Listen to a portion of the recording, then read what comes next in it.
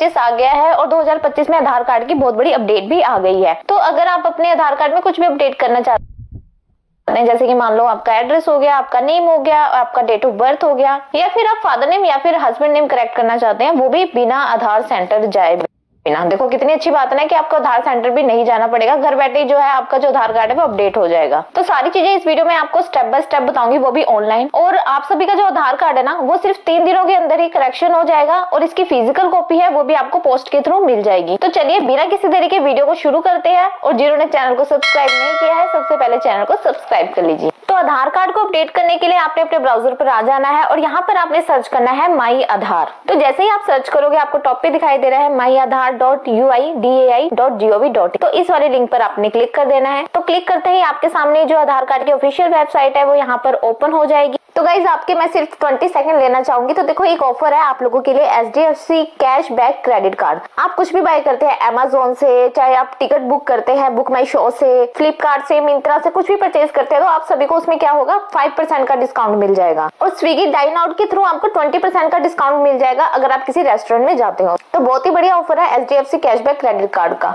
तो जिसको भी अप्लाई करना है HDFC कैशबैक क्रेडिट कार्ड के लिए तो डिस्क्रिप्शन में जाइए, वहां पर आपको लिंक मिल जाएगा। उस लिंक पर आप जैसे ही क्लिक करोगे तो जो जो बेनिफिट्स है वो सभी आपको वहां पर देखने को मिल जाएंगे। तो अब आधार कार्ड की वीडियो की बात कर लेते हैं। तो यहाँ पर सबसे पहले तो आपको लॉगिन करना है। तो यहाँ पर आपने लॉगिन वाले टैब पर क्लिक करना है। देन क्लिक करते ही आपने सबसे पहले क्या करना है, यहाँ पर आप अपना आधार नंबर डाल दो, उसके बाद कैप्चा डाल दो, उसके बाद लॉगिन विद OTP कर दो। तो यहाँ पर आपके रजिस्टर मोबाइल नंबर पर OTP आया होगा, वो OTP आपने यहाँ पर एंटर कर देना है। OTP एंटर करने के बाद लॉगिन कर दो। तो यहाँ पर आप देखोगे कि आप यहाँ पोर्टल पर लॉगिन हो चुके हो। तो यहाँ डैशबोर्ड पे आप देखोगे कि आपको बहुत सारी सर्विसेज मिल जाती है जिसका आप यूज कर सकते हो आधार कार्ड के लिए। और यहाँ पर आप टॉप पर देखोगे आपको एक आइकन सा दिखाई देगा। तो यहाँ पर आप क्लिक करोगे तो यहाँ पर आपकी जो आधार की डिटेल है वो आपके सामने आ जाएगी। तो यहाँ पर आप फ्लिप आधार कार्ड करेंगे तो यहाँ पर आपका जो भी एड्रेस है, जो भी अभी आधार कार्ड में मेंशन है वो आपको यहाँ पर दिख जाएगा। तो यहाँ से आपको पता चल जाएगा कि आपके आधार कार्ड में ये वाला एड्रेस है। तो इस वाले एड्रेस को हमने यहाँ पर चेंज करना है। तो उसके लिए आपने यहाँ पर एड्रेस अपडेट पर क्लिक करना है। तो यहाँ पर आपको 2 ऑप्शन दिखाई देंगे, अपडेट आधार ऑनलाइन और second is head of family based address update. तो यहाँ पर आपको जो पहला ऑप्शन दिया गया है वही आपको सिलेक्ट करना है। पर ये जो HOF वाला ऑप्शन है ये उन लोगों के लिए जैसे कि आपके पेरेंट्स या फिर हस्बैंड के आधार कार्ड में सही एड्रेस है और आपके पास कोई डॉक्यूमेंट नहीं है, तो उस केस में आप यहाँ पर HOF वाले ऑप्शन को सिलेक्ट कर सकते हैं। लेकिन अगर आपको जल्दी आधार कार्ड में अपडेट करना है तो आप अपडेट आधार ऑनलाइन वाले ऑप्शन को सिलेक्ट करिए। तो यहाँ पर मैं क्लिक कर देती हूँ। उसके बाद आप यहाँ पर प्रोसीड टू अपडेट आधार पर क्लिक कर देंगे। तो उसके बाद आप देखोगे कि आपके सामने डाटा आ जाएगा कि आप किस किस में चेंजेस कर सकते हैं। जैसे कि आप देख सकते हैं name, date of birth, gender and address. तो यहाँ पर हमने एड्रेस अपडेट करना है तो हम एड्रेस वाले ऑप्शन पर क्लिक करेंगे। और एक चीज मैं आपको और बता दूं कि यहाँ पर जो आपके अटेम्प्ट्स है वो भी आपको देखने को मिल जाएंगे कि आपके पास कितने अटेम्प्ट्स अभी लेफ्ट है। जैसे कि आप फर्स्ट में देख सकते हैं नेम और यहाँ पर लिखा है 2 अपडेट्स लेफ्ट, मतलब कि आप सिर्फ 2 बार ही जो अपना नाम है वो अपडेट करवा सकते हैं। उसके बाद आपके पास कोई भी जो अटेम्प्ट्स है नहीं बचेगा। और डेट ऑफ बर्थ और जेंडर में कोई भी अटेम्प्ट्स नहीं है। और एड्रेस में सबसे अच्छी बात है कि इसमें है नो लिमिट। आप कभी भी किसी भी टाइम जितने भी बार आप अपना एड्रेस चेंज करवाना चाहते हैं वो आप करा सकते हैं, उसकी नो लिमिट है। तो यहाँ पर हम एड्रेस पर क्लिक करेंगे, देन यहाँ पर प्रोसीड टू अपडेट आधार पर क्लिक कर देंगे। तो यहाँ पर आप देखोगे कि आपके आधार कार्ड पे जो करंट डिटेल्स है, जो आपका करंट एड्रेस है वो आपके सामने यहाँ स्क्रीन पर फिर से आ जाएगा। तो उसके बाद आपने नीचे की तरफ स्क्रॉल करना है। तो यहाँ पर आप देखोगे केयर ऑफ। तो केयर ऑफ में देखो जैसे कि आप अपने फादर का नेम डालना चाहते हैं तो यहाँ पर आप एंटर करोगे सन ऑफ। और अगर मान लीजिए आपकी शादी नहीं हुई है और आप अनमैरिड हो तो यहाँ पर आप लिखोगे डॉटर ऑफ। और अगर आपकी शादी हो गई है तो यहाँ पर आप लिखोगे वाइफ ऑफ। उसके बाद आपने अपने हस्बैंड का नेम, अपने फादर का नेम जो भी है यहाँ पर उसके बाद एंटर कर देना है। तो देखो जैसे ही आप नेम एंटर करोगे ना तो यहाँ पर आप देखोगे कि रीजनल लैंग्वेज में वो ऑटोमेटिक आ गया है। पर रीजनल लैंग्वेज में हमें यहाँ पर wife of, son of, daughter of इसकी जरूरत नहीं होती है। तो यहाँ पर आपने उसको डिलीट कर देना है। और उसके बाद आपने देख लेना है कि जो नेम है उसमें अगर कुछ करेक्शन करनी है तो यहाँ पर आपको कीबोर्ड दे रखा है। तो जो भी आपने करेक्शन करनी है, जिस भी की का आपने यूज करना है, यहाँ पर यूज करके आप उस नेम को यहाँ पर करेक्ट कर सकते हैं। अब इसके बाद में आपको जो है अपना कंप्लीट एड्रेस एंटर करना है, जिसमें कि सबसे पहले आपको दिख रहा है हाउस, बिल्डिंग, अपार्टमेंट। तो यहाँ पर आपका जो भी हाउस है, जो भी बिल्डिंग है, जो भी अपार्टमेंट है, उसका जो नेम है वो एंटर करना है। तो सबसे पहले यहाँ पर आपको जो आपका हाउस नंबर है वो एंटर करना है। और उसके बाद आप जिस भी बिल्डिंग में रहते हो, जिस भी अपार्टमेंट में रहते हो, वो वाला नाम आपने यहाँ पर एंटर कर देना है। तो आप फिर से देखोगे देखोगे कि रीजनल लैंग्वेज में जो आपका हाउस नंबर है, जो भी बिल्डिंग अपार्टमेंट है, वो यहाँ पर आ जाएगा। और देखो कई केसेस में क्या होता है कि अगर आप गाँव में रहते हैं और आपके पास अपना हाउस नंबर नहीं है, तो उसके लिए सबसे पहले तो आप अपने पेरेंट्स के आधार कार्ड में देखना कि उनके आधार कार्ड में हाउस नंबर है कि नहीं। अगर नहीं है तो यहाँ पर आप सिंपली विलेज नंबर एंटर कर सकते हैं। उसके बाद में यहाँ पर आपने स्ट्रीट, रोड, लेन, जो भी आपकी गली है, जो भी आपकी रोड है, वो यहाँ पर आपने एंटर कर देनी है। तो एंटर करते ही जो रीजनल लैंग्वेज में है वो डिटेल यहाँ पर आ जाएगी। उसके बाद आप देखोगे एरिया, लोकेलिटी, सेक्टर, जो भी आपका एरिया है, जो भी आपकी वहाँ पे लोकेशन है, जो भी आपका सेक्टर पड़ता है, वो आपने डिटेल यहाँ पर डाल देनी है।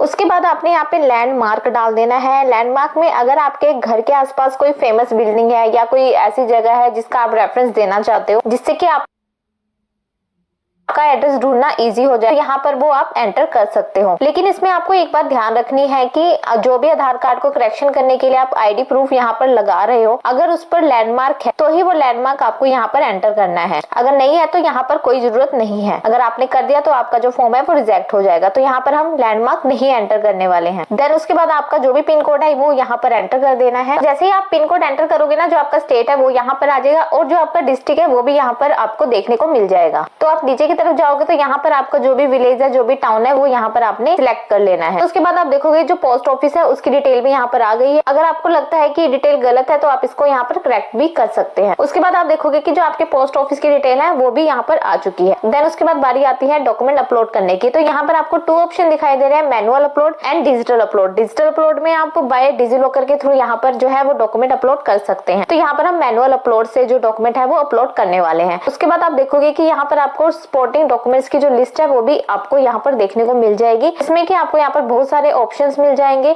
आपके पास जो भी आईडी प्रूफ है वो यहाँ पर आप देख के लगा सकते हो, जैसे कि पासपोर्ट लगा सकते हैं आप, गैस कनेक्शन बिल लगा सकते हैं, इलेक्ट्रिसिटी बिल लगा सकते हैं और वोटर कार्ड लगा सकते हैं। तो आपके पास जो भी प्रूफ है आप यहाँ पर लगा सकते हैं। जैसे मैं यहाँ पर वोटर कार्ड लगाने वाली हूँ तो मैं इस पे क्लिक कर दूंगी। तो यहाँ पर आप जो वोटर कार्ड है ना वो ऑनलाइन डाउनलोड करके भी लगा सकते हैं। मगर आपको एक चीज ध्यान रखनी है कि जो आप डाउनलोड करोगे ना फाइल, वो पासवर्ड प्रोटेक्टेड नहीं होनी चाहिए, नहीं तो वो यहाँ पर अलाउ नहीं करेगा। देन आपने यहाँ पर ओके कर देना है। ओके करने के बाद आपने यहाँ पे view details and upload document पे क्लिक करना है। तो अगर आप फोन पे कर रहे हो तो आपके सामने कैमरा आ जाएगा, आप कैमरा से कैप्चर करके भी यहाँ पर जो डॉक्यूमेंट अपलोड कर सकते हैं, या फिर आप गैलरी से भी सिलेक्ट कर सकते हैं। तो यहाँ पर हम लैपटॉप पे कर रहे हैं तो यहाँ पर हम कंटिन्यू टू अपलोड करेंगे। तो जिस भी लोकेशन पे आपकी फाइल पड़ी है वहां से आप सिलेक्ट कर लेंगे। तो यहाँ पर आप देखो कि जो मेरा डॉक्यूमेंट है वो अपलोड हो चुका है। देन यहाँ पर आप नेक्स्ट कर देंगे। तो नेक्स्ट करने के बाद यहाँ पर आप देखोगे कि जो आपने न्यू एड्रेस डाला है वो यहाँ पर आपको दिख जाएगा और जो भी आपने सपोर्टिंग डॉक्यूमेंट्स लगाए हैं वो भी यहाँ पर आपको देखने को मिल जाएंगे। अगर यहाँ पर आप एडिट करना चाहते हो, मान लो आपसे कोई गलती हो गई है, तो एडिट पर क्लिक करके उसको आप करेक्ट भी कर सकते हैं। तो मैंने जो इन्फॉर्मेशन डाली है वो ओके है। उसके बाद मैं यहाँ पर जो कंसेंट है उसको टिक कर दूंगी। देन यहाँ पर क्लोज कर दूंगी। उसके बाद यहाँ पर मैं नेक्स्ट कर दूंगी। नेक्स्ट करने के बाद आप देखोगे कि आपके सामने पेमेंट का जो ऑप्शन है वो आ गया है और यहाँ पर आपको 50 रुपीज चार्ज करने हैं और यहाँ पर कंसेंट आपने एग्री कर देना है और यहाँ पर आपको पेमेंट ऑप्शन भी मिल जाएंगे। इस पे सिलेक्ट करके मेक पेमेंट कर देंगे।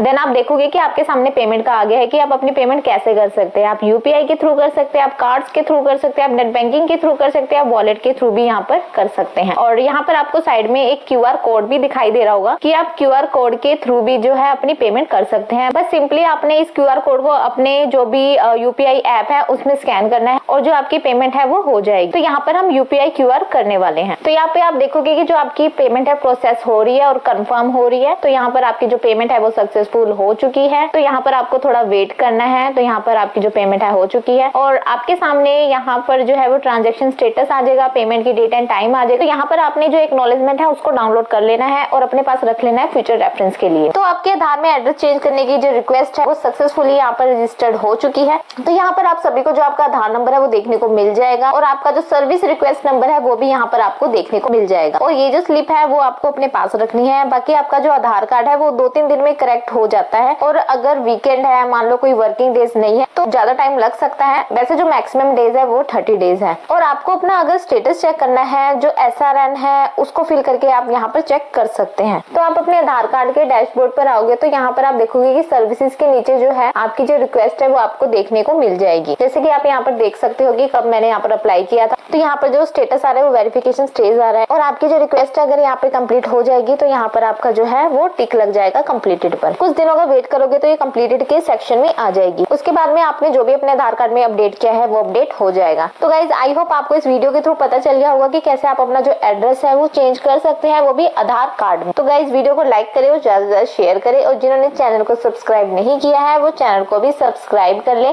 क्योंकि ऐसे यूजफुल वीडियो मेरे चैनल पर आती रहती है। तो मिलते हैं इसी तरह किसी नॉलेजेबल वीडियो के साथ। तो आज के लिए इतना ही। Thank you guys, thank you so much.